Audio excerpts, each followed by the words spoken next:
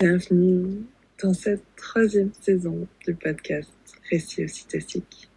Merci pour votre fidélité, pour vos partages, pour vos commentaires et pour tous les échanges que l'on a en message privé. Ça me nourrit tellement de voir à quel point ces aventures vous touchent. Je vous promets une saison pleine de récits de naissance, riche en ocytocine et puissant d'enseignement. Si ça résonne juste pour vous, vous pouvez soutenir mon travail en faisant un don unique ou mensuel. Sur Tipeee, je vous mets en description du podcast un lien. Sur ce, je vous envoie plein de chaud doudou. Je vous souhaite une douce et agréable écoute. Et je vous dis à très bientôt.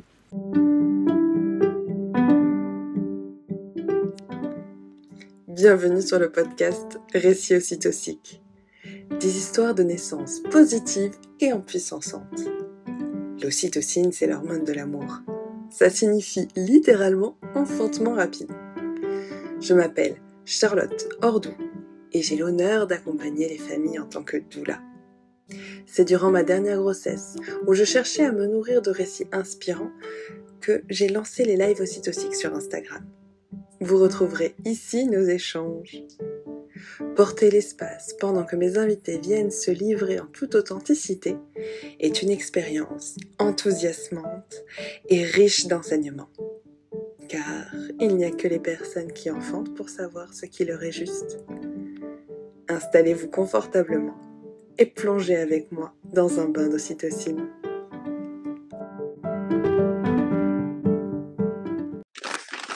Bonjour Marie-Anaïs. Bonjour. Et bon Charlotte. anniversaire. Bon anniversaire à Anaïs. Et à toi, parce que c'est la 4e fois que tu es devenue maman. Il y a un an.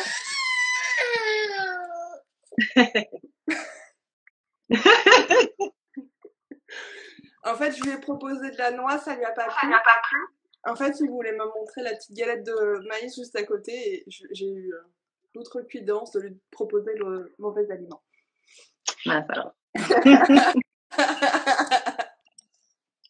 Et c'est bien exprimé pour te le faire comprendre. Exactement. T'en plus ce matin? Écoute, ça va, je me sens bien. Je me sens bien. C'est vrai que c'est un jour. Je suis ravie de faire ce live aujourd'hui, donc pour raconter la naissance d'Anaë, vu que ça fait presque à quelques heures près, un an tout pile, qu'elle a vu le jour pour la première fois. Voilà. Donc quand tu m'as proposé cette date, j'ai fait non mais là c'est bon, on peut plus reculer, refuser, trouver des excuses, c'est fini. Donc ouais, non, je suis ravie, vraiment ravie de pouvoir faire ça ce matin avec toi. Voilà. Est-ce que tu serais d'accord de nous partager qui tu es, de te présenter et de nous dire ce que tu aimes et ce qui t'enthousiasme? Ok, donc je m'appelle Marie-Anaïs. Avec mon conjoint, nous avons 4 enfants et dont Anaë, voilà, qui a 1 an aujourd'hui. De profession, je suis enseignante en lycée technique, mais bon, ça fait un petit moment que je n'ai pas mis les pieds dans un établissement scolaire depuis 2015, depuis notre aîné. Mais après, on peut dire que je suis passionnée de l'enfance, de la petite enfance, du fonctionnement de l'enfant et de son accompagnement, on va dire, respectueux, bienveillant, empathique, tout ça. Voilà. Et je trouve que cet accompagnement passe aussi par le tout début de la vie du nouveau-né, en essayant de faire en sorte que la naissance de mes enfants soit une naissance la plus respectée possible pour eux et bien sûr pour moi, pour mon corps de femme. Voilà. Sur la miniature, Donc, tu as choisi de nommer cette expérience la naissance en Anna de Anaé. Ouais, ben, je m'en suis rendu compte après que c'était presque, enfin voilà, que dans Anaé, il y avait Anna pour accouchement non assisté. Même si c'est vrai que je préfère parfois le terme plus de enfantement libre et autonome, ou enfin voilà. Mais j'ai trouvé que c'était un chouette clin d'œil. Je m'en suis pas spécialement rendu compte de suite. C'était pas voilà, pas du tout fait exprès. Mais j'ai trouvé que c'était un chouette clin d'œil, surtout que on va dire officiellement c'est la seule naissance de nos 4 enfants qui a vraiment été fait en enfantement libre et autonome, enfin en tout cas sans présence de personnel médical autour de nous jusqu'à ces 48 heures de vie. Voilà. Donc justement, est-ce que tu serais... Merci de me tendre la perche. Est-ce que tu serais d'accord de nous partager quel a été ce cheminement et ce que tu veux signifier derrière officiellement? Ouais. En fait, on va dire que grâce à notre aîné, on a mis un peu les pieds dans ce qu'on peut appeler l'accouchement physiologique, en tout cas. Puisque donc pour donc Charlie, notre aîné qui a 8 ans et demi maintenant, qui est né en février 2015, ce fut un accouchement inopiné à la maison. Sachant que on nous rabâchait, j'avais prévu d'accoucher dans un hôtel public réputé comme étant le plus physiologique de Toulouse et ses environs. Donc voilà, j'avais choisi celui-là déjà parce que j'étais quand même dans un état d'esprit d'essayer de faire au max que je pouvais, sans mettre une croix directe sur la péridurale, en disant je ferai en fonction de mes ressentis, mais si je pouvais aller au max du plus naturel possible, je le ferais. Et donc voilà, à la maternité, forcément, on nous a dit pour un premier, ça va être long, donc voilà, vous inquiétez pas, ne venez pas tout de suite, surtout, prenez le temps d'être bien chez vous, de prendre une douche. Ok, j'ai fait tout ça. J'ai fait tout ça et si bien que en fait, ça a dû se précipiter un peu sur la fin et quand j'ai senti que c'était le moment de partir, c'était déjà trop tard. Mon corps il allait commencer à pousser et mon conjoint essayait de m'habiller pour dire allez on y va. J'ai fait non mais stop, là tu peux plus me toucher, ça va être maintenant. Et du coup voilà, notre aîné est né dans la salle de bain en 7h30 de travail de la toute première contraction non douloureuse jusqu'à sa naissance. Et fort de cette expérience, sachant que pour notre deuxième, nous étions aux Pays-Bas. Et aux Pays-Bas, je savais que déjà les accouchements à domicile, c'était super facile de le demander. Tous les cabinets de sage-femme en fait sont aptes à proposer des accouchements à domicile. Et donc il y en avait un juste à côté de chez nous. On a demandé si c'était possible. Alors ils étaient étonnés venant de Français. Je dis oui mais bon, nous justement on est ravis que ce soit comme ça aux Pays-Bas. Donc voilà, naissance,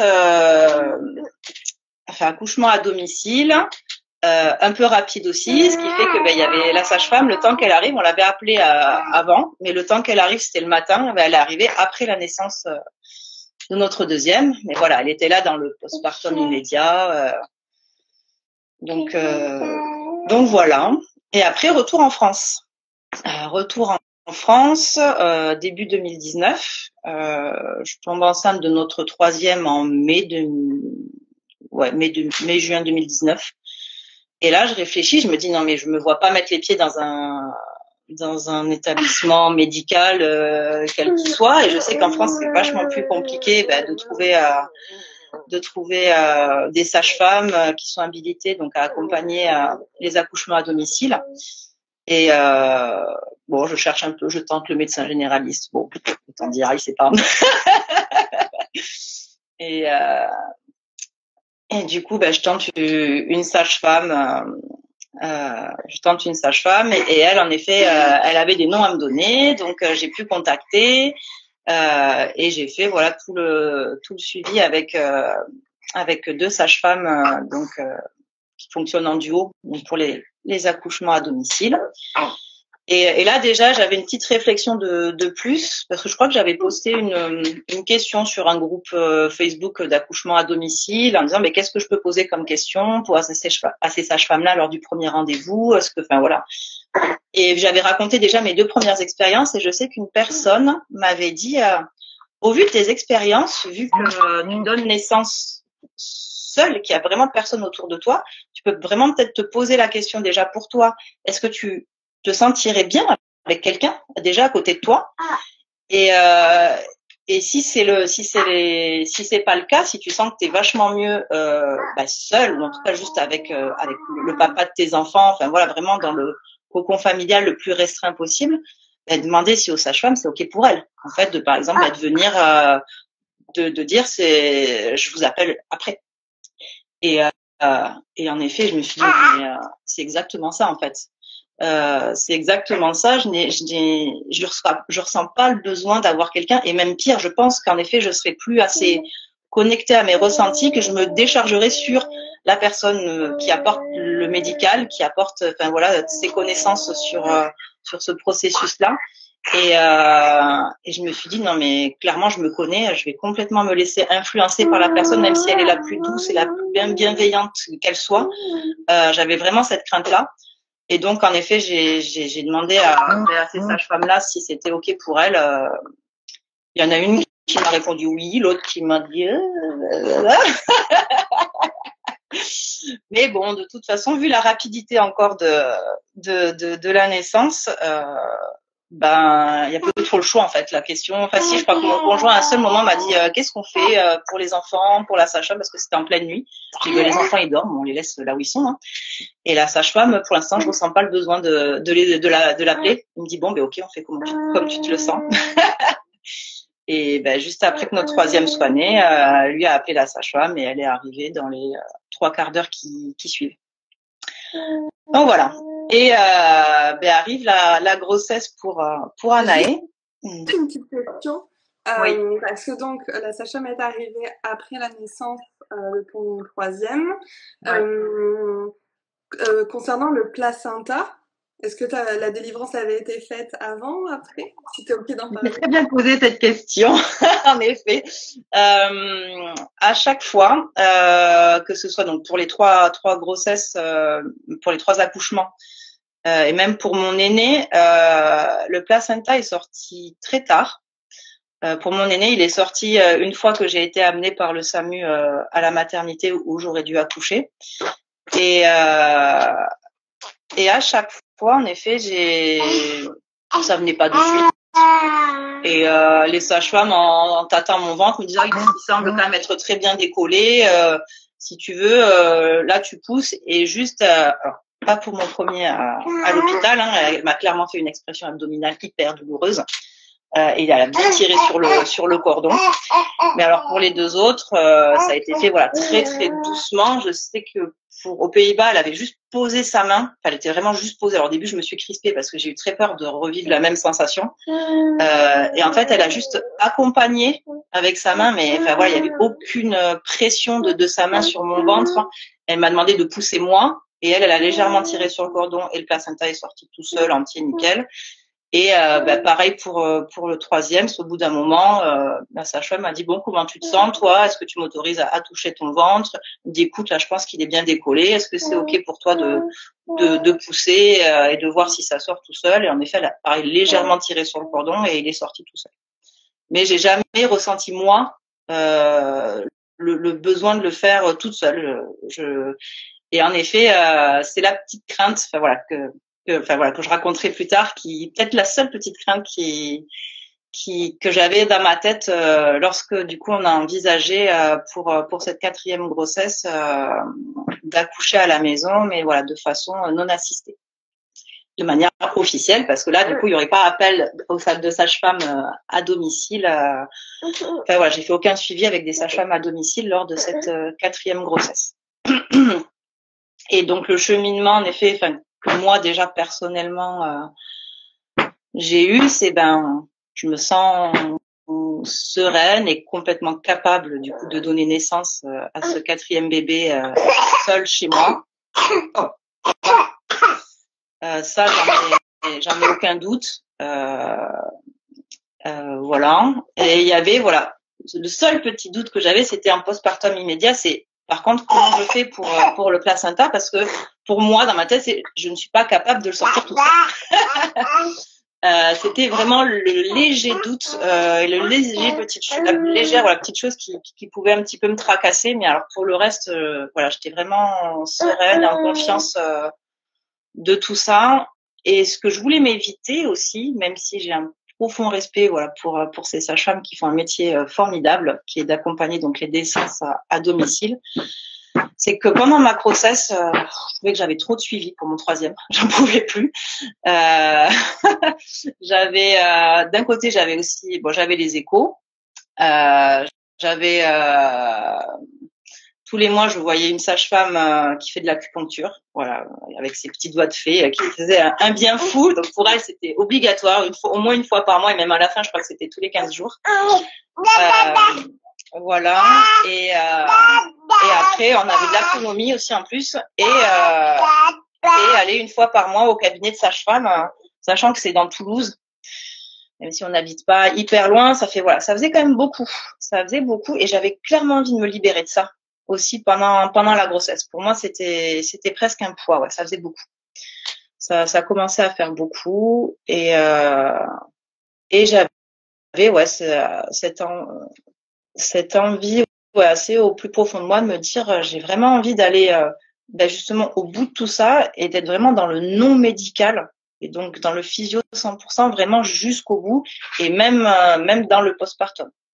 Je me suis dit, autant qu'à y être, autant vraiment aller au fond de cette démarche, et vraiment de le faire à fond jusqu'au bout. Voilà pour moi. Et après, pour mon conjoint, il y a aussi ça. T'allais venir. Écoute, du coup, c'est moi qui en parle. Et pour Ismaël, donc mon compagnon, lui, clairement, il me suit. Il n'y a pas de souci là-dessus. Puis il est un peu fort de toutes ses expériences, parce que chaque fois, c'est lui qui a rattrapé notre bébé dans ses bras avant de me le donner, donc pour nos 3 enfants. Et mais je sais, voilà, quand lui, il y a toujours eu un stress quand même lié à l'état de santé du bébé une fois qu'il est né. Et alors moi, dans ma tête, je m'étais dit bon, ok, je comprends. Sa maman a quand même donné, pareil, naissance à 4 enfants en césarienne. Dit voilà, il y a sûrement des choses qui se sont transmises, il y a sûrement des choses là-dedans qui sont comme ça, qui sont un peu irrationnelles. Il le sait, j'ai beau lui expliquer noir sur blanc comment ça se passe, que plus on respecte la physiologie, plus ça a de chances de se passer bien. Ça, il le comprend, il y a aucun souci là-dessus, mais voilà, quand c'est une peur irrationnelle, c'est assez compliqué de s'en défaire, quoi. Et bon, il y avait quand même le deal, entre guillemets, et puis même pour moi, de faire appel à une sage-femme de confiance, voilà, assez rapidement après la naissance de notre 4e enfant. Alors lui, pour le rassurer, et moi pour un détail purement technique qui est la déclaration de naissance à la mairie. Mais bon, au moins, parce que j'avais essayé de flairer un petit peu l'état d'esprit à la mairie quand on a fait la déclaration anticipée. Et moi, elle m'a sorti son manuel. Elle me dit, c'est écrit ça là-dedans, qu'il faut une déclaration du médecin, machin. Je suis bon, on va pas commencer à mener ma taille maintenant. C'est pas du tout ce dont j'ai envie et besoin. Donc, on va assurer nos arrières, et au moins, on aura la déclaration faite par la sage-femme, et on sera tranquille là-dessus. Donc moi, voilà, c'était plus pour un détail technique qu'autre chose, et ça permettait aussi de rassurer mon compagnon sur l'état de santé du bébé. Voilà. Voilà pour en tout cas le cheminement de cette grossesse et cet accouchement non assisté. Justement, tu avais juste cette petite peur concernant le placenta. Comment tu t'es accompagnée pour traverser cette peur pendant la grossesse, il y a des choses qui t'ont été soutenantes, des choses que tu as faites que tu aimerais partager? J'ai rien fait de particulier. Après, c'est vrai que je suis pas mal sur les réseaux sociaux, sur les groupes, enfin voilà, de naissance, accouchement physiologique, non assisté, enfin voilà. Et c'est vrai qu'il y avait des témoignages où des personnes restaient des heures et des heures avec leur placenta et qui avaient aucun souci et qui finissaient par sortir au bout d'un moment. Donc je me suis dit bon, je vois pas pourquoi ça serait différent pour moi, quoi. Donc je me suis nourrie voilà pas mal de ça, de témoignages surtout. Après bon, la crainte je l'avais toujours un petit peu parce que je l'avais jamais vécu et j'avais jamais de preuves directes de que j'en étais capable. Après j'avais aucune peur d'hémorragie parce que souvent c'est ce qu'on dit, oh là là, il risque d'avoir une grosse hémorragie. Ça c'est pas quelque chose qui me faisait peur. C'était plus de comment je vais savoir en fait que c'est le bon moment pour qu'il sorte. C'était juste ça, moi. Parce que voilà, les risques d'hémorragie, j'avais vraiment aucune crainte par rapport à ça. Donc voilà, surtout des récits. Et j'avoue, j'ai beaucoup aimé. Ça, c'était déjà la toute fin de grossesse. Je sais plus quand est-ce que tu m'as offert des petits galets avec des petits mots. Et il y en avait un, c'était ta bébé et son placenta savent naître. Et j'ai fait ah ouais, c'est bien de pas oublier le placenta. Et ouais, il sait naître lui aussi. Donc j'avoue, celui-là, je pense que c'est celui qui m'a le plus fait du bien dans les petits galets. Ouais, t'es d'accord toi aussi. Voilà.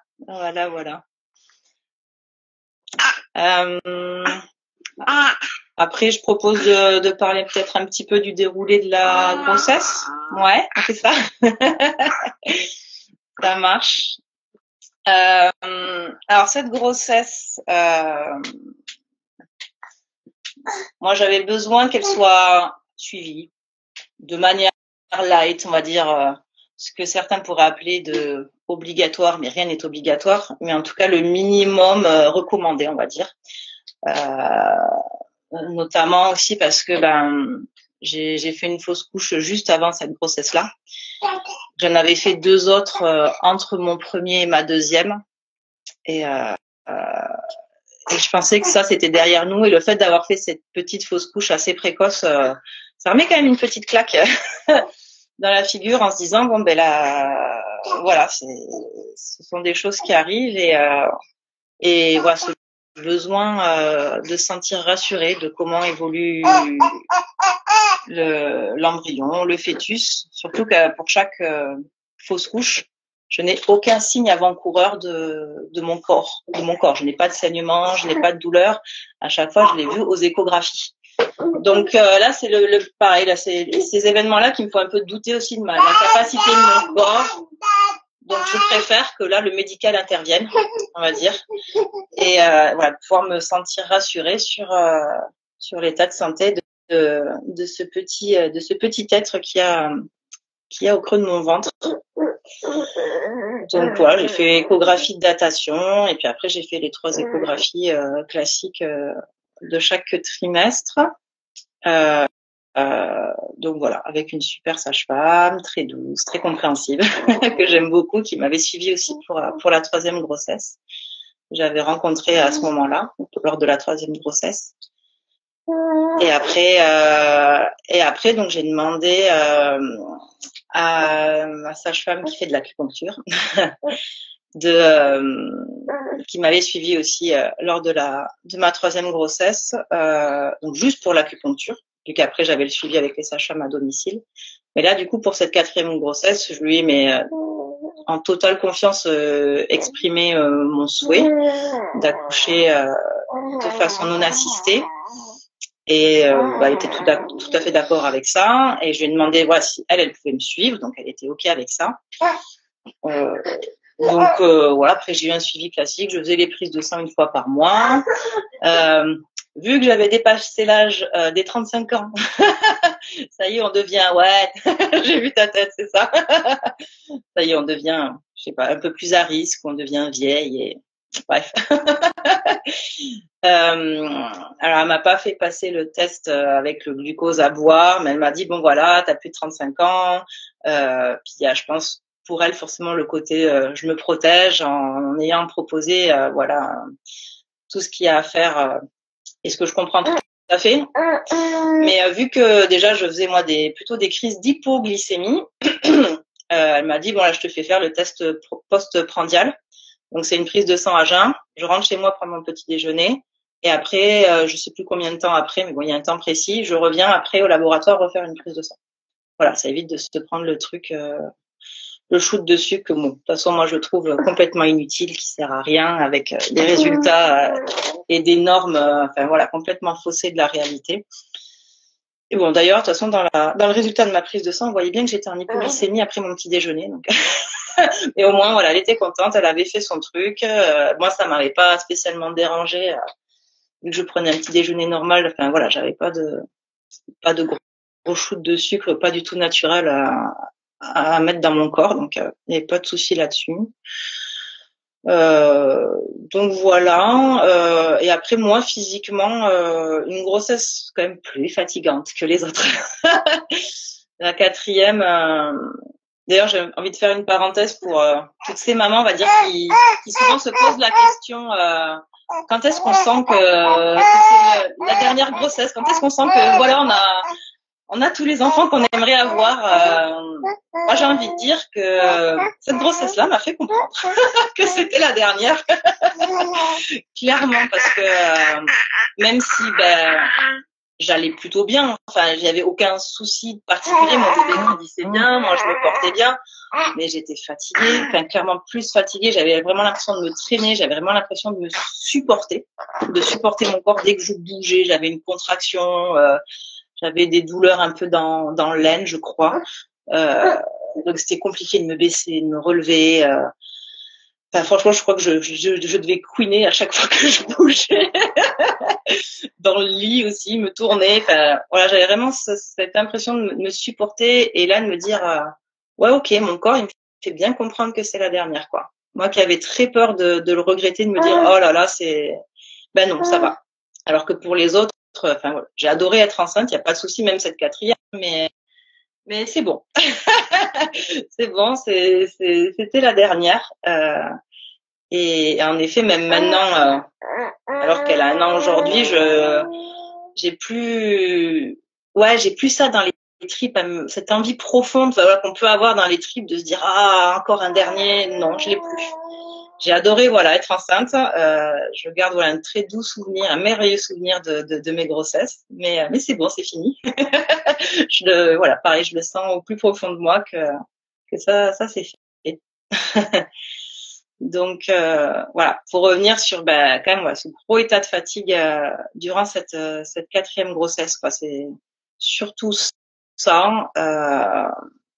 Voilà, c'est surtout ça. Et après voilà, donc un suivi classique, mais beaucoup plus léger, j'ai envie de dire quand même que pour mon troisième, où je trouve que j'avais voilà vachement plus de rendez-vous, quoi. J'avais besoin de me ménager là-dessus en fait, sur le côté.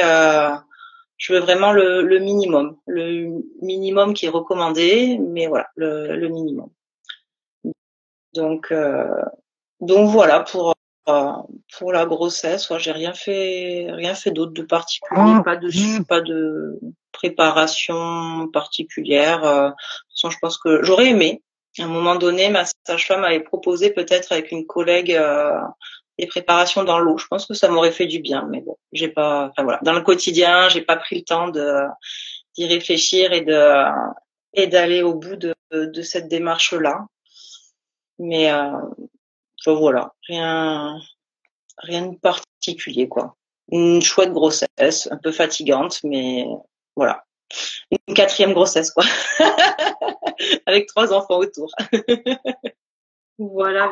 Et comment donc tu te sens à la fin de cette grossesse? C'est quoi les idées qui te traversent, les conversations que tu as avec ton conjoint?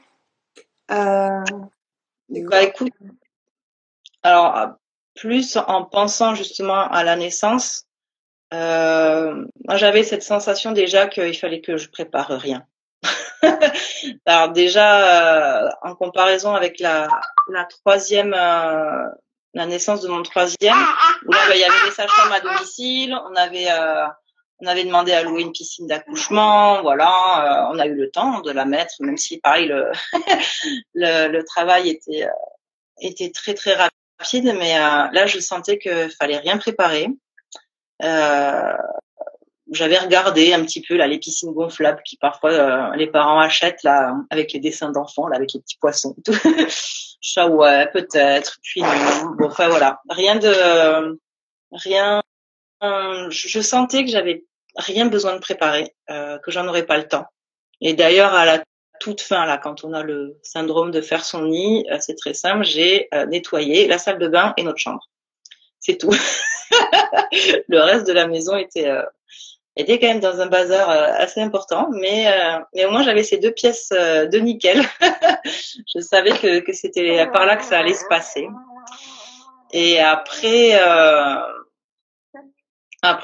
toujours beaucoup de discussions forcément avec mon compagnon, surtout vis-à-vis voilà de cette petite crainte que lui pouvait avoir. Ben voilà, je sais que justement pour préparer un petit peu le postpartum, parce que pour lui c'était, je pense, le plus important, c'est de savoir comment ça allait se passer après, puisque pendant, il sait que de toute façon il peut s'en remettre qu'à moi et qu'il est là pour m'accompagner si j'en ai besoin. Que le bébé est toujours dans mon ventre, dans mon corps et que ok, il me fait confiance, il y a pas de souci quoi. Et pour le après, donc on savait qu'on avait donc une sage-femme qui viendrait pour ausculter le bébé et faire la déclaration de naissance. Et après, j'avais demandé donc à la sage-femme qui me suivait pour l'acupuncture si elle était ok pour passer la semaine durant juste après juste après la naissance. Et du coup, elle m'a dit qu'elle, elle fonctionnait en binôme aussi, que ça serait soit elle, soit sa collègue. Et ce que j'ai trouvé chouette, c'est qu'elles ont proposé un rendez-vous avec toutes les deux sages-femmes. On ne savait pas le jour J laquelle des deux viendrait à la maison, et avec moi et mon compagnon. Et c'est là que mon compagnon aussi a pu se livrer. Je pense que ça lui a fait du bien sur voilà cette crainte où il a clairement dit je sais qu'elle est irrationnelle, mais bon voilà je l'ai donc il a besoin que voilà que les choses soient un minimum organisées médicalement parlant autour de moi et du bébé juste après la naissance. Et ce qui m'a beaucoup touchée, c'est que, alors, comme je l'ai dit tout à l'heure, moi je pensais que c'était un peu sa mère qui lui avait transmis, enfin voilà, ses craintes autour de l'accouchement, vu qu'elle a eu 4 césariennes. Mais lui, en réfléchissant, il s'est dit c'est plus du fait qu'une de ses sœurs soit décédée. Alors pas du tout au moment de la naissance, elle avait une vingtaine d'années. Mais voilà, c'est une peur. Puis vu que nous, on est un peu en train de reproduire le schéma de son côté, 4 enfants, comme de son côté, avec une fratrie voilà assez similaire. Je pense que voilà, il a fait un transfert, j'imagine, de son vécu sur notre famille et en tout cas, il l'a exprimé à ce moment-là et j'ai trouvé ça super qu'il ait pu avoir ce temps pour lui, ce petit espace pour pouvoir l'exprimer. Donc ça, j'ai trouvé ça, ouais, je trouvais ça vraiment super qu'il ait pu avoir ça pour lui, ouais. Et donc c'était très chouette de la part des sages-femmes d'avoir pu proposer ce rendez-vous et qu'on puisse être tous les 4 voilà à discuter de tout ça.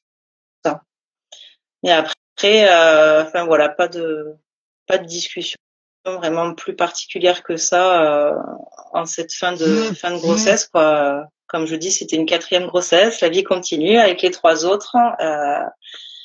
J'avais, je sais plus, j'ai dû acheter le strict minimum, des alaises jetables, qu'est-ce qu'il y a à voir déjà, je sais plus. Enfin voilà, des alaises jetables. Ouais, j'avais des grosses protections pour moi. Si j'avais dû prendre de l'argile verte pour moi aussi, enfin voilà, tous les soins pour moi aussi, enfin voilà, argile verte pour le périnée, enfin voilà, pour le soin on va dire autour du périnée, de la vulve s'il y a besoin. Je sais même plus. Et si après on a préparé un magnifique pochon petit sac en tissu pour recueillir, tu te souviens de ça, ouais, pour recueillir le placenta, puisque justement on avait décidé, enfin en tout cas moi j'avais très envie de faire un placenta lotus ou bébé lotus, euh, toujours dans cet esprit de je veux qu'il n'y ait aucune intervention, je veux vraiment aller au bout de ce non médical, donc je veux pas qu'on coupe le cordon et il tombera tout seul quand ce sera le bon moment, quoi. Et donc il y avait cette petite préparation quand même autour de comment mettre comment s'occuper de ce placenta une fois qu'il serait sorti lui aussi. Donc voilà, les petites choses qui sont préparées, mais c'est quand même Ismaël, mon conjoint, moi j'ai cherché des tutos sur internet et après j'ai coupé les tissus et puis hop, c'est lui à la machine à coudre qui a qui a réalisé voilà cette petite panière en tissu, on va dire, pour y mettre le placenta. Un petit pochon. Ouais, un petit pochon. Voilà, on peut appeler ça comme ça. Voilà. Je crois que non, j'ai rien oublié de dire par rapport à tout ça. Ce qui m'est venu là, c'est peut-être contextualiser votre organisation familiale au moment de la naissance. Ouais. Ben après, donc j'avais les deux grands à l'école. Les deux grands allaient à l'école en semaine. Et notre troisième était à la maison avec moi. Et oui, c'est vrai que au moment de la naissance, mon conjoint a complètement changé donc de voie professionnelle. Il avait commencé en septembre une formation, une téléformation, donc une formation à la maison 100%. Donc on s'était dit d'un côté, bon ça tombe plutôt bien, au moins il sera là. Il n'y aura pas besoin de l'appeler au dernier moment avec toujours cette crainte que ce soit trop rapide et qu'il puisse pas être là. Au moins il était là, c'est sûr. Et après, je sais qu'il avait prévenu en amont et il avait dit à sa formation si c'était possible qu'il ait au moins une semaine de répit, tranquille après après la naissance. Donc voilà, ça c'était ok. Et après, il a pu rattraper ce qu'il a pas pu faire de manière personnalisée et c'était bon, quoi. Donc voilà, le contexte, c'était deux enfants à l'école en semaine, un troisième avec moi H24. Et advienne que pourra, si ça retombe la nuit comme notre troisième, ça tombera la nuit. Si ça tombe le week-end, ça tombe le week-end. Si ça tombe en semaine, on fera comme ça viendra, quoi. Voilà. Et petite anecdote, moi dans ma tête, je pensais que elle arriverait un tout petit peu plus tard, parce que tous nos autres enfants sont nés, on va dire, à la date théorique, je sais que ce sont que des estimations, de 40 semaines plus de jours. Les trois. Ça, elle mettra à 40 semaines plus de jours. Hein. Et je sais plus, je crois que ça devait tomber le 17 novembre. Voilà. Donc, dans ma tête, je m'étais dit, ouais, c'est plutôt pas mal comme date. Je m'étais plutôt tablée sur le 17 novembre. Et bon, au final, elle est arrivée, 3 jours plus tôt. Donc, c'était le 14 novembre 2022, il y a un an. Voilà. Et on peut rentrer dans le vif du sujet de cette naissance. Donc, c'était un lundi. Et comme tous les lundis, je vais à la baby gym avec mon troisième, de 10h à 11h. Et je décide d'y aller en voiture parce que je voulais passer dans une mercerie juste après qui était un peu plus loin, et donc là qui nécessitait de prendre la voiture.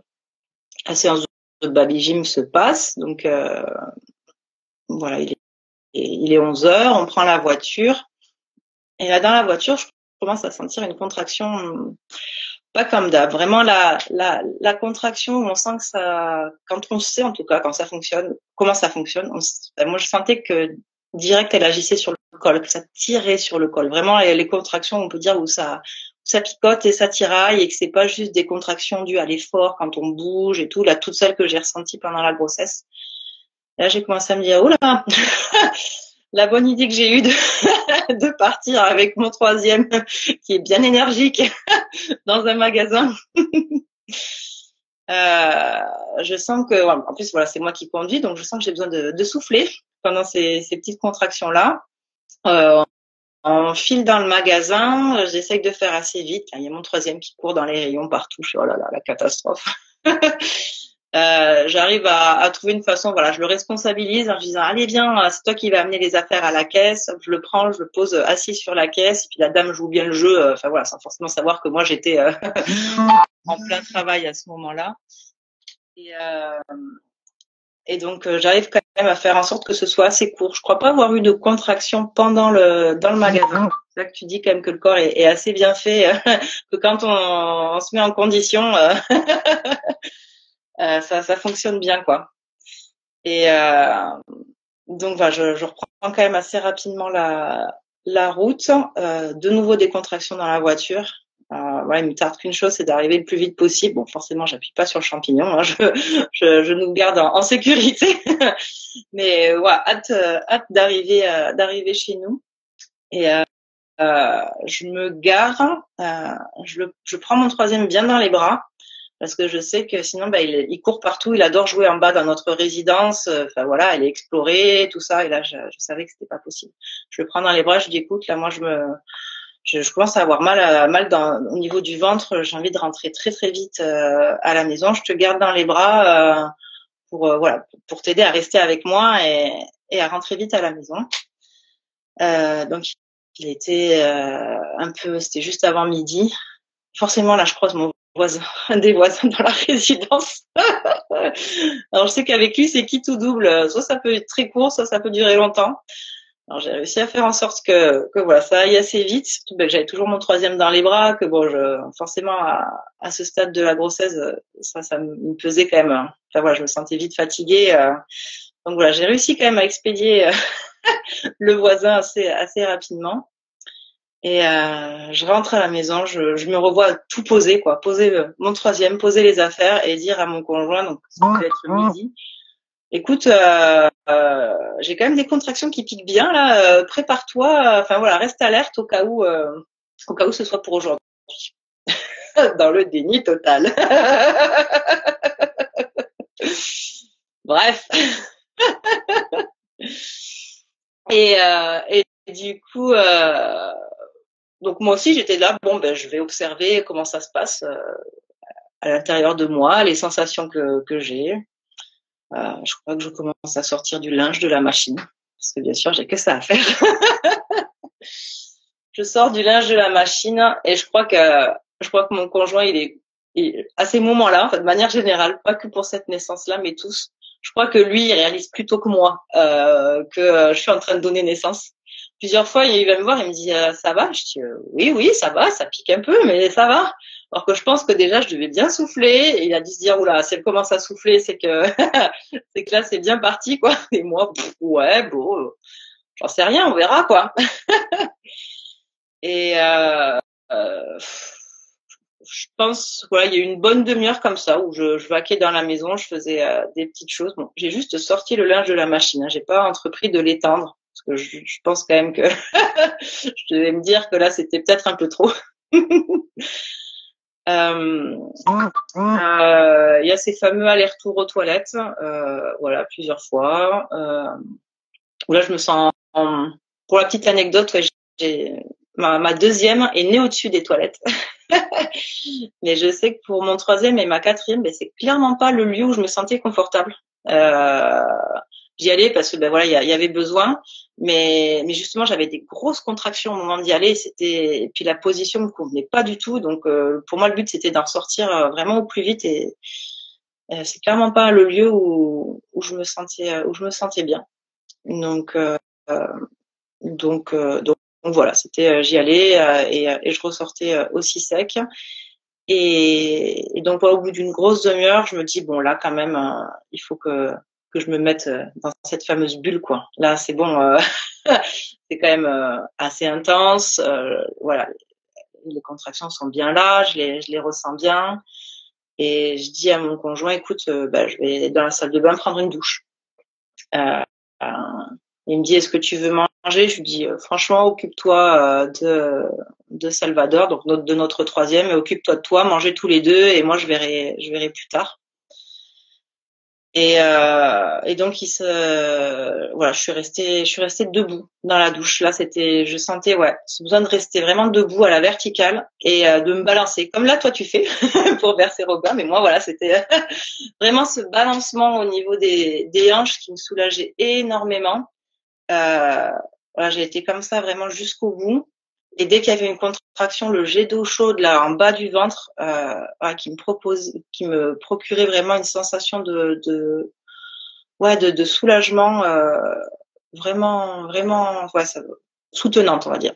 On va pas dire que c'était agréable, hein, parce que voilà, la sensation de la contraction était bien là, mais c'était très soutenant d'avoir ça à ce moment-là. J'avais bouché la baignoire, je me souviens, et et donc forcément l'eau commençait à monter, parce que je savais pas trop. Je me suis dit, est-ce que bon, elle va naître complètement dans l'eau, ou est-ce qu'à un moment donné, je me sentirais bien si je m'allonge dans l'eau ou pas. Je savais pas. Sachant que donc notre troisième est né dans l'eau et que j'étais restée moi quasiment en position semi-assise. J'étais juste adossée à la paroi de la piscine d'accouchement pour mon troisième, et j'étais semi-assise, quoi, légèrement un petit peu plus en arrière, quoi. Et il est né comme ça. Donc je m'étais dit, bon voilà, au moins l'eau elle sera là si j'ai besoin de me mettre dans cette position-là au moment vraiment où elle sortira. Et mais bon, je voyais l'eau monter. À un moment donné, mon conjoint arrive et tout. Je lui dis, oh, je suis dégoûtée, la baignoire, elle est pleine et tout. Il me dit, ben, vide-la un peu. Je dis, oh, mais toute cette eau gaspille. Puis, non, mais ça va, c'est pas très grave. Donc, voilà, j'étais dégoûtée de vider autant d'eau. Et je dis, bon, ben, d'accord, je la rebouche quand même. Après, il fait, oui, si tu veux, rebouche-la. Ah non, ça avait été le truc où j'étais dégoûtée de vider autant d'eau de ma baignoire. Voilà. Bon, bref. Et, et, euh, et donc, une heure après être rentrée dans cette fameuse baignoire, d'être dans cette salle de bain, mon conjoint voilà continuait de faire des allers-retours. Il s'occupait de notre troisième. C'était un peu son temps de pause du midi. D'ailleurs, il avait prévenu à la formation en disant, bon, il est possible que vers midi, il avait dû vers midi et demi, quand il a arrêté de travailler, il a dû mettre, bon, il est possible que je sois pas là cet après-midi parce que je vais être de nouveau papa. Et donc voilà, il avait prévenu, c'était son temps de pause entre midi et deux, il s'occupait de notre troisième et il faisait des allers-retours dans la salle de bain, voilà, pour me demander si j'avais besoin de quelque chose, comment je me sentais. Et là arrive une contraction où je sens que ça pousse un tout petit peu sur la fin, mais surtout que ça va fait exploser la poche des os. Vraiment à ce moment-là, la poche des os, enfin voilà, se rompt. D'ailleurs, je m'inquiète un tout petit peu parce que je trouve qu'il y a pas mal de dépôts un peu, alors blancs. Alors du coup, je m'inquiète pas tant que ça, mais je m'attendais pas à avoir ces dépôts-là, parce que je n'avais jamais observé ça pour mes autres enfants. Et là, je l'appelle, mais je pense qu'il était en train d'arriver parce que vraiment, moins d'une seconde après, il était là. Il a oui. Je dis reste là. Je pense que là, la prochaine, c'est pour la prochaine, quoi. Et là. Ça en vient, je crois que tu avais eu un peu le même souci, toi, de comment je me mets dans cette fichue baignoire. Mais c'est super bien les piscines d'accouchement, je recommande à 100%, parce qu'une baignoire, voilà, c'est rigide, c'est étroit. Je crois que j'ai commencé à vouloir me mettre plus ou moins à quatre pattes, mais je sentais que j'avais besoin de relever une jambe. Et du coup, dans la baignoire, c'était pas évident d'avoir vraiment l'espace pour relever confortablement une jambe. Et je pense que je me suis retrouvée plutôt semi-accroupie. Je crois que je me suis redressée en essayant d'avoir une jambe un peu relevée. Et en effet, la contraction suivante était très intense. A fait, je crois que la tête est sortie à ce moment-là. Et comme pour les autres naissances, je croyais avoir le répit de voir la tête de mon bébé, de sentir, surtout pour mon troisième où j'avais senti la rotation. Enfin, j'avais trouvé ça génial de sentir le bébé qui fait cette rotation avant même d'être complètement sorti.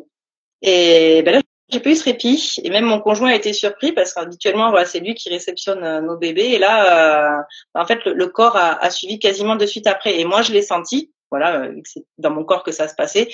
Et je pense que c'est moi qui l'ai réceptionné vraiment en premier. Et après, il a accompagné avec ses mains notre petite demoiselle qui venait de naître et l'a posée sur moi. Et donc du coup, moi, je me suis retrouvée pareil en position semi-assise dans la baignoire. Je crois que je lui ai demandé assez rapidement de mettre des serviettes dans mon dos pour que ce soit un petit peu confortable. Et ben voilà, je l'ai réceptionnée dans mes bras. Je pense qu'elle a ouvert les yeux, elle a dû pleurer un tout petit peu. Donc de suite, j'ai regardé mon conjoint, je fais, t'as vu, elle va bien. Il m'a dit oui, je le vois. Mais elle est restée toute tranquille. Alors je sais pas si elle a mis un peu de temps avant vraiment d'atterrir ou pas, mais bon, on sentait qu'elle respirait bien, qu'elle allait bien, mais je pense qu'elle était encore un peu entre deux mondes à ce moment-là. Donc on l'a laissée tranquillement, voilà, atterrir comme ça. Puis au bout d'un moment, elle a peut-être commencé à bouger un petit peu et je l'ai mise rapidement au sein et elle a tété. Et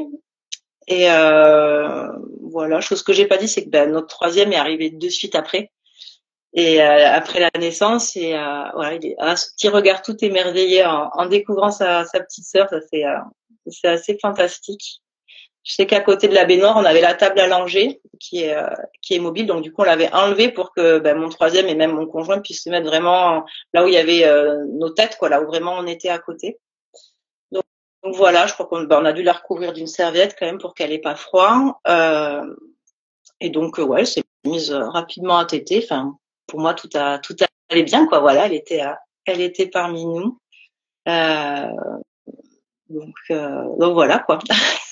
Et je crois que la phrase de mon conjoint qui est rapidement arrivée a été voilà, t'as battu mon corps. Parce que clairement, voilà, je crois que mon troisième, ça a duré 3h30. Pareil, vraiment de la première contraction ressentie jusqu'à la naissance. Et donc c'est bien de se nourrir de récits de naissance, mais souvent on a aussi toutes les croyances des autres qui peuvent venir à nous en disant un quatrième c'est de nouveau plus long, ça peut être difficile, et puis ces histoires d'hémorragie. Mais bon, ça j'arrivais à faire en sorte que ça me passe au-dessus.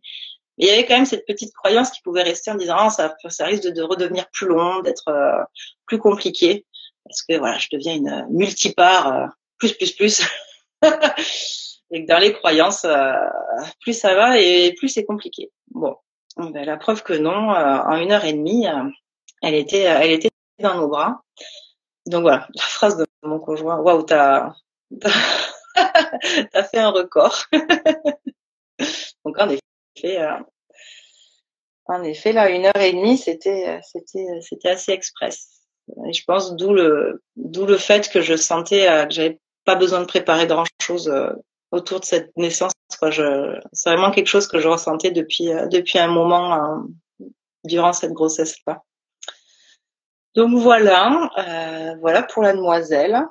Et après, il y a eu le fameux placenta aussi quand même à penser.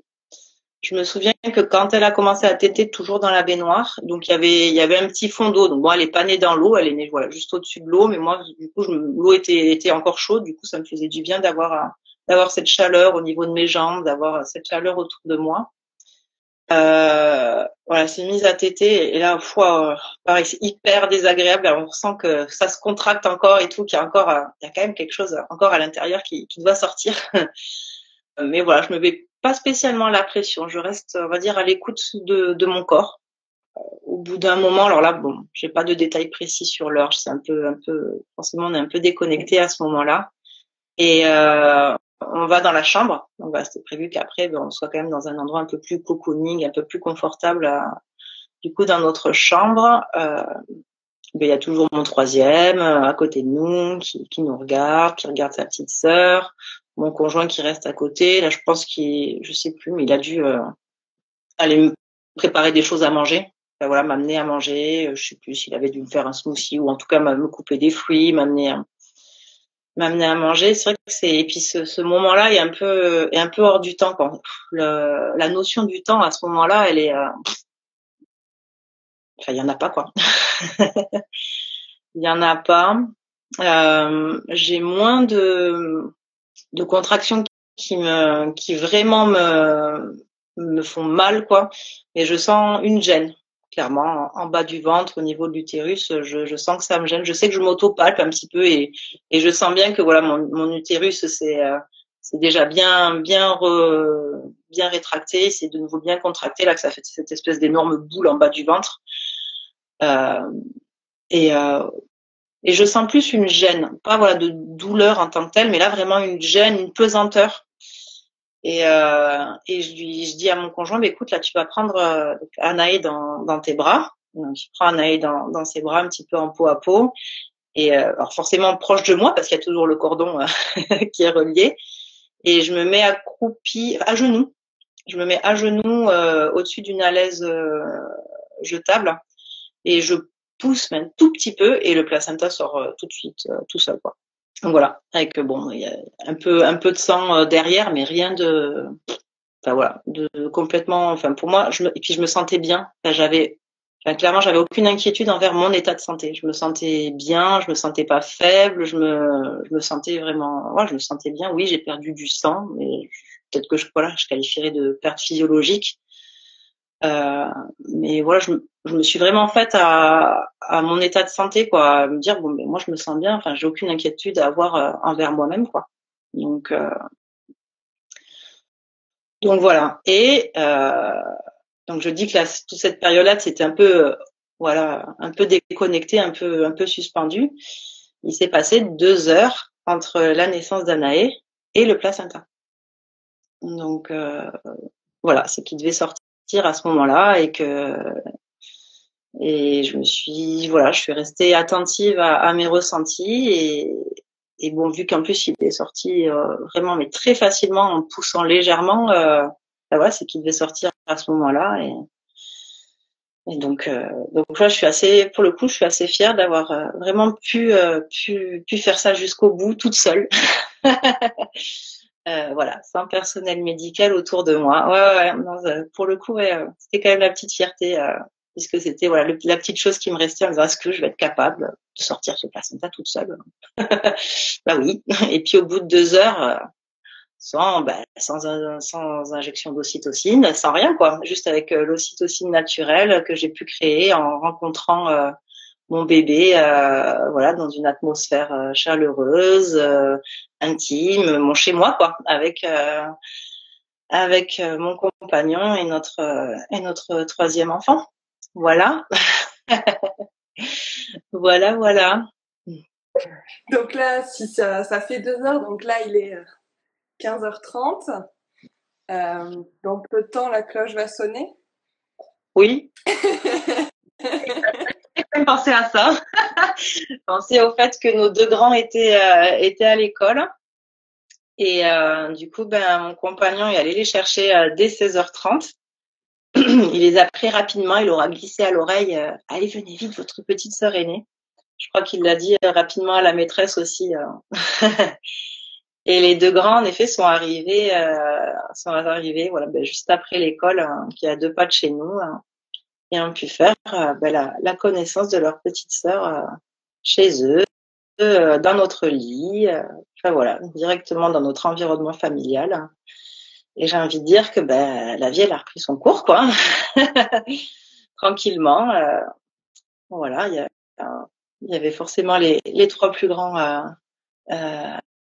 à continuer d'accompagner dans ce qu'ils avaient à faire dans la suite de la journée. Je crois qu'ils sont tous partis pour aller acheter des sushis. Et ça a été sushi party sur le lit en guise de repas du soir. Voilà, le jour de la naissance d'Anaë. Voilà. Et après, je me souviens plus dans l'ordre, les détails techniques, on va dire entre guillemets, par rapport au placenta lotus. J'imagine, je sais plus, on avait dû le mettre sur une alaise jetable, pas mal l'éponger, voilà, pour vérifier qu'il n'y ait pas trop de sang. Et après, avec tes bons conseils, on a quand même, en plus du pochon, gardé une alaise jetable. Donc voilà, on a déposé le placenta dessus, on a mis du gros sel dessus, et moi, ce que j'avais pris, je crois, du romarin et de la lavande. Voilà, que j'avais mis dessus. Et après, donc, j'avais recouvert un petit peu avec la laisse jetable, et après, on avait mis tout ça donc dans ce fameux pochon cousu par nos soins, conçu et cousu par nos soins. Donc voilà. Et alors je peux raconter aussi un petit peu voilà, comment on va dire ça c'est fini le lien entre Anaï et son placenta. Moi, j'étais persuadée que c'était l'affaire de 2-3 jours parce que tous mes aînés ont perdu leur bout de cordon très rapidement. Clairement, voilà, au bout de 2-3 jours, c'était c'était déjà parti. Et là, on voit que 2 jours arrivent, 3 jours, 4 jours,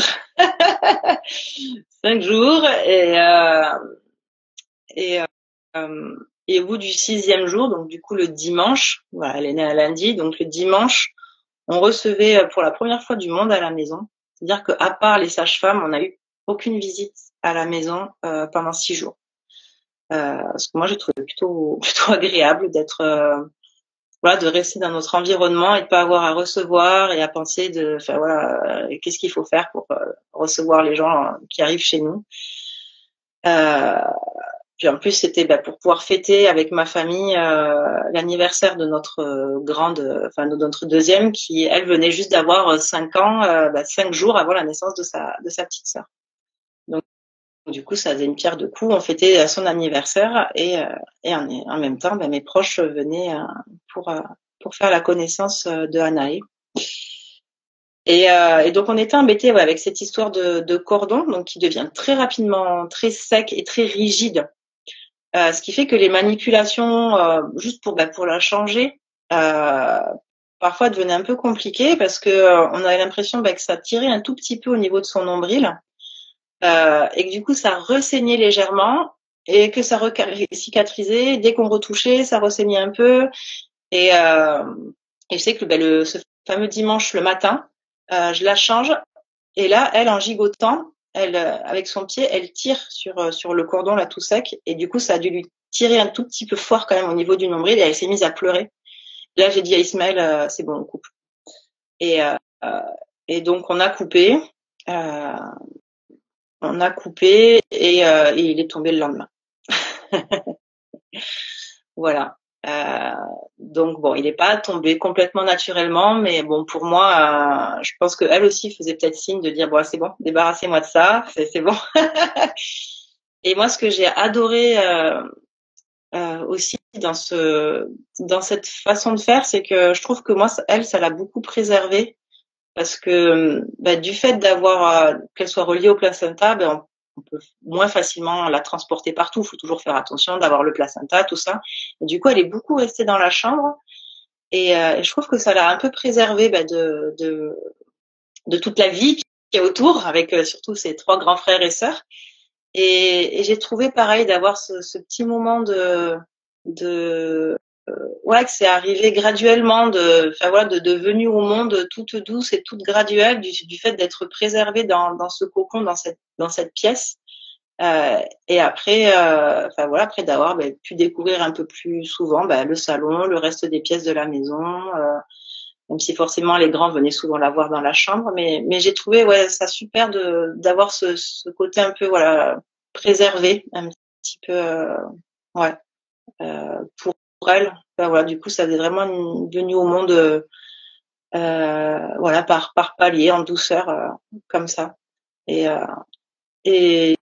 du coup, j'ai trouvé cette expérience super aussi pour ça, pour le fait que ça lui ait procuré ça.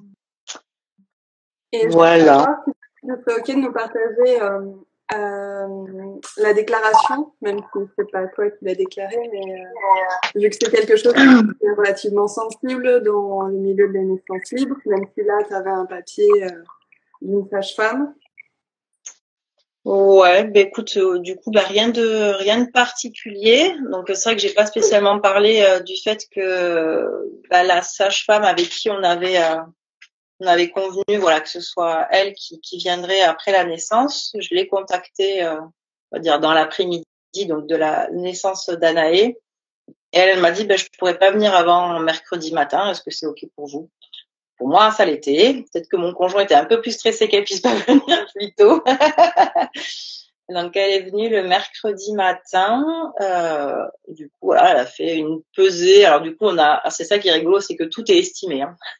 On a une estimation de l'heure, parce que alors, c'est jamais notre premier réflexe. Hein, quand un de nos bébés est né, alors là, donc toutes leurs horaires de naissance sont estimés pour les 4. Et du coup, vu que ça faisait un peu moins de 48 heures, enfin ça faisait déjà quasi 48 heures qu'elle était née, et forcément c'est au moment où il y a la chute du poids du bébé. Donc on a estimé, je crois que nous on avait essayé de la peser avec la balance de la cuisine. Je sais plus qu'est-ce qu'on a utilisé comme plat ou je sais pas trop quoi. Mais on l'avait estimé, je crois, plutôt à 2,950 kg à peu près. Et vu que la sage-femme, quand elle l'a pesée à 48 heures, elle était à 2,9 kg, on s'est dit, bon, on va dire qu'elle était plutôt à 3,1 kg au moment de la naissance. Donc voilà, c'est une pure estimation. Bon, après mesurer, enfin voilà, il y a moins de variations au niveau de la taille. Donc voilà, elle l'a mesuré aussi.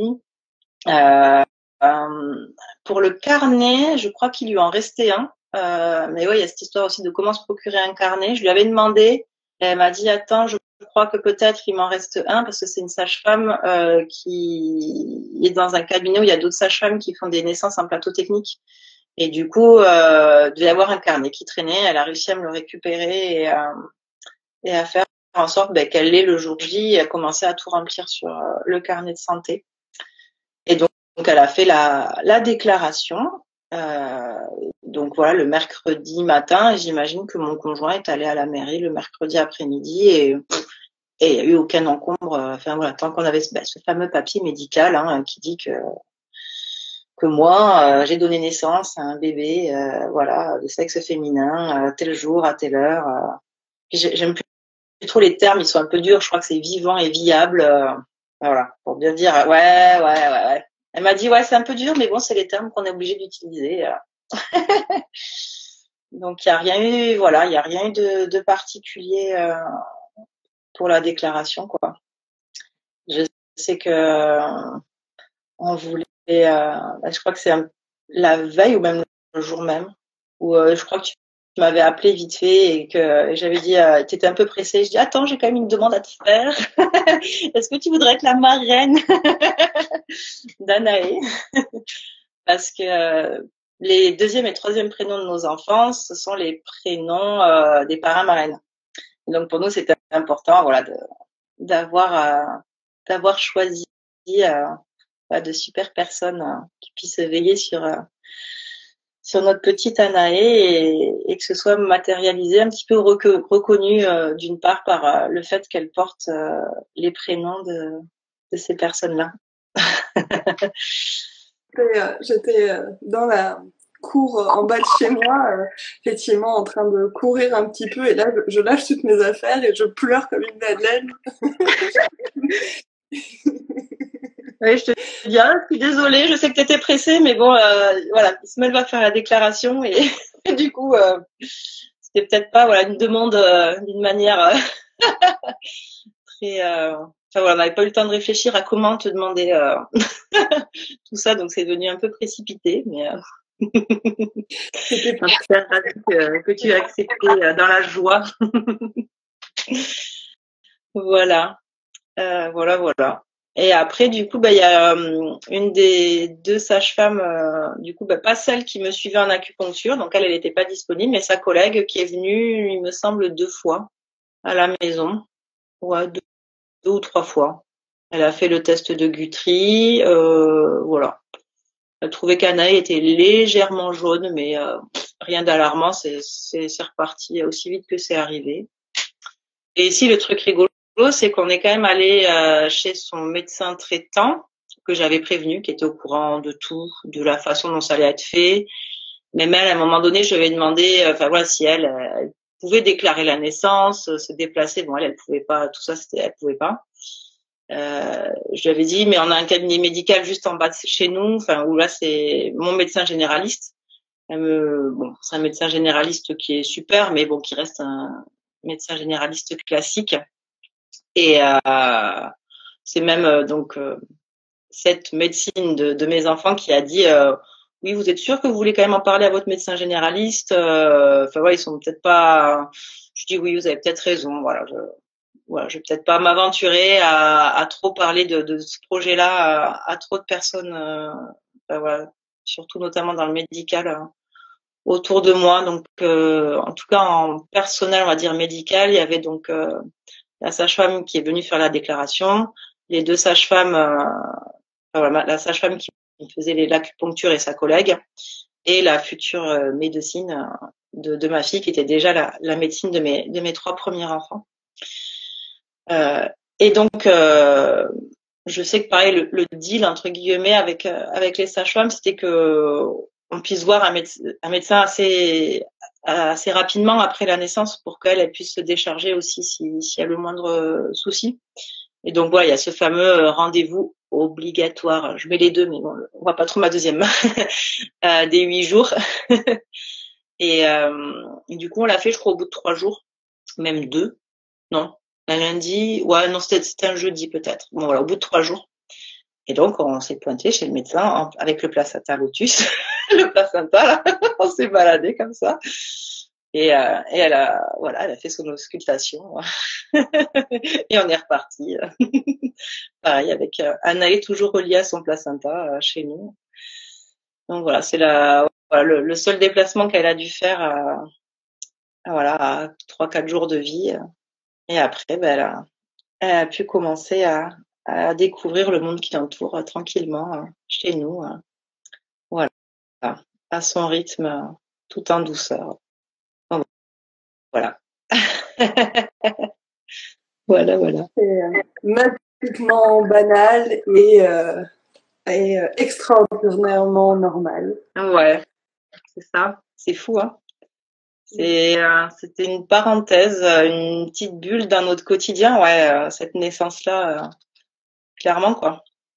Clairement.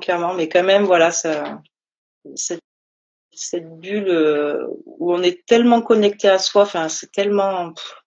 Moi, je garde pas, voilà, vraiment le mot puissance comme certaines personnes peuvent avoir. Moi, c'est vraiment le mot connecté qui me revient, quoi. Je suis toujours abasourdie de pouvoir être autant connecté à son propre corps et à son bébé. Enfin voilà, et il y a besoin que de ça, quoi. En fait, il y a besoin que de ça pour que ça fonctionne, cette connexion.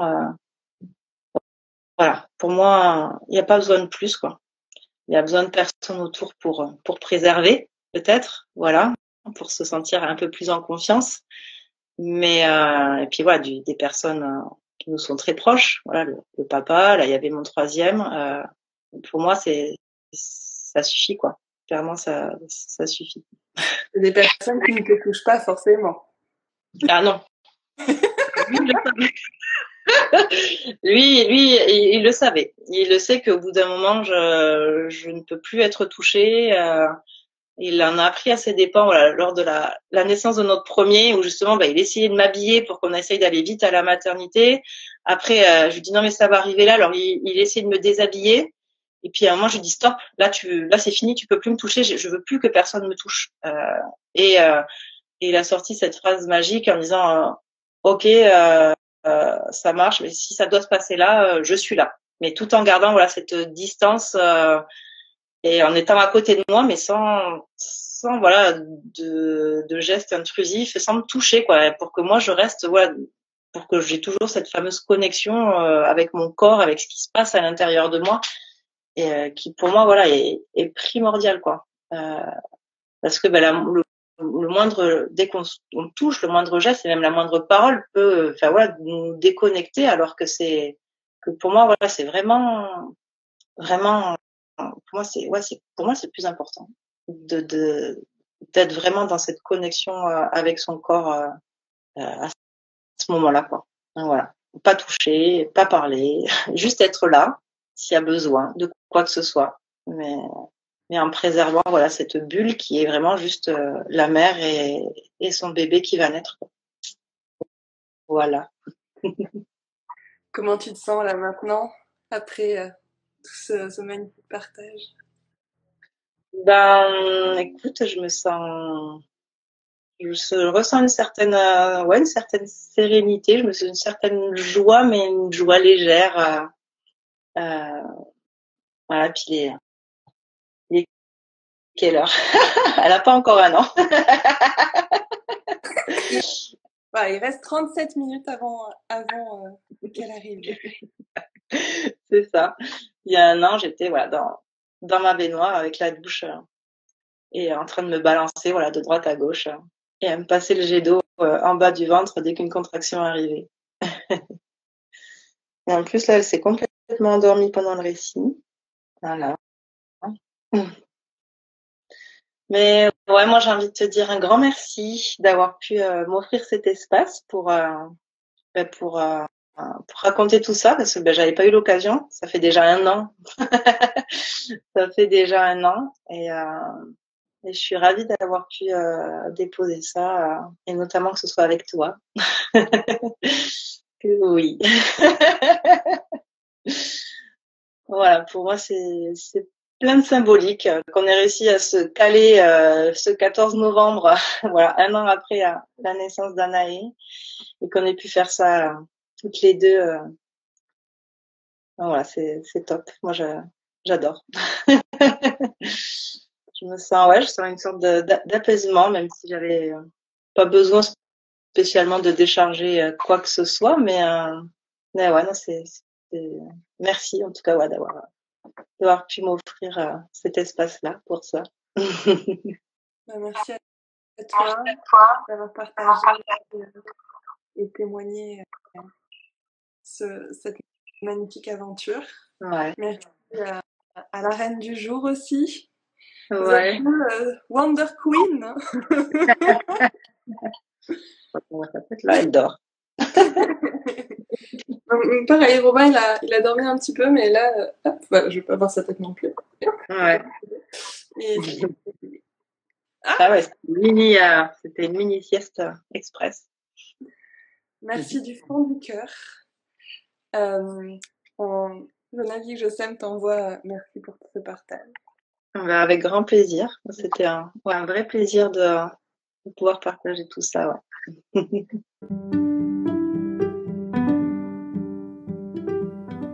Alors, comment vous sentez-vous après cet épisode ?